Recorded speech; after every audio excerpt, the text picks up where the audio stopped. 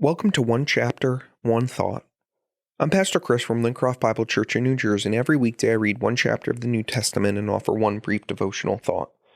Today's reading is from the Gospel of John, chapter 2. On the third day, there was a wedding in Cana of Galilee, and the mother of Jesus was there, and both Jesus and his disciples were invited to the wedding. When the wine ran out, the mother of Jesus said to him, "They have no wine." And Jesus said to her, "Woman, what does this have to do with us? My hour has not yet come." His mother said to the servants, "Whatever he says to you, do it." Now there were 6 stone water pots set for the Jewish custom of purification, containing 20 or 30 gallons each. Jesus said to them, "Fill the water pots with water." So they filled them up to the brim. And he said to them, "Draw some out now and take it to the head waiter." So they took it to him. When the head waiter had tasted the water which had become wine, but did not know where it came from, but the servants who had drawn the water knew, the head waiter called the bridegroom and said to him, "Every man serves the good wine first, and when the people have drunk freely, then he serves the poorer wine, but you have kept the good wine until now." This beginning of his signs Jesus did in Galilee, and manifested his glory, and his disciples believed in him. After this he went down to Capernaum, he and his mother and his brothers and his disciples, and stayed there a few days.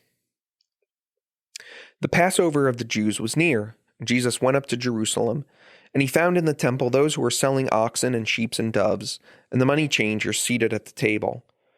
And he made a scourge of cords and drove them all out of the temple with the sheep and the oxen, and he poured out the coins of the money changers and overturned their tables. And to those who were selling doves, he said, "Take these things away. Stop making my Father's house a place of business." His disciples remembered what was written, "Zeal for your house will consume me." The Jews then said to him, "What sign do you do to show us your authority for doing these things?" Jesus answered them, "Destroy this temple, and in 3 days I will raise it up." Then the Jews said, "It took 46 years to build this temple, and you'll raise it up in 3 days?" But Jesus was speaking about the temple of his body. So when he raised from the dead, his disciples remembered what he said, and they believed the scriptures and the words which Jesus had spoken. Now when he was in Jerusalem at the Passover during the feast, many believed in his name, observing his signs which he was doing. But Jesus, for his part, was not entrusting himself to them, for he knew all men, and because he did not need anyone to testify concerning man, for he himself knew what was in man. One thought. Jesus' first miracle recorded in the New Testament is turning water to wine. That's a pretty crazy miracle to start with, right? Why did he do that? I mean, he didn't start with a healing. He didn't start with an exorcism, casting out the powers of darkness, right? It seems kind of random that he would turn water to wine.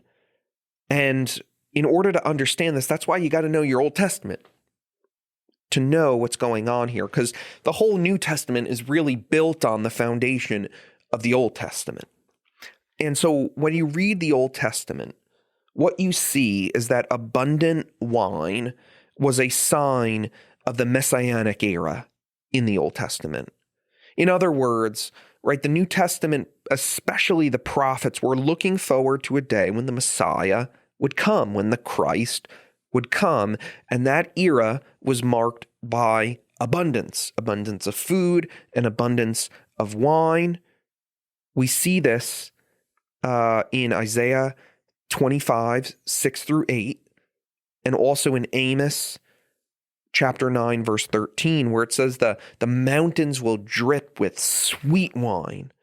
And so this picture that the prophets are giving is when the Christ would come, God's people would be restored, wine would flow freely, and there would be jubilant feasting with him, and even death itself would be abolished. So when Jesus turns water to wine, it's a sign in verse 11. It's a sign. It's a sign of something. It's a sign that the Messianic age has begun. It's showing that Jesus is the Christ. He is the one through whom all of God's promises will be fulfilled. But how will they be fulfilled? When Jesus is crucified, They pierce his side, and water spills out. Water and blood flows down. And in this story, we see water to wine, which is red like blood as well. So is this story foreshadowing the cross? It's hard for me not to think that it is, that it's saying that this abundant wine, this point of joy and restoration will happen with the blood and the water flowing down. Either way, we see that the way of restoration, entrance into God's kingdom, is through Jesus Christ our Lord, who turns water to wine.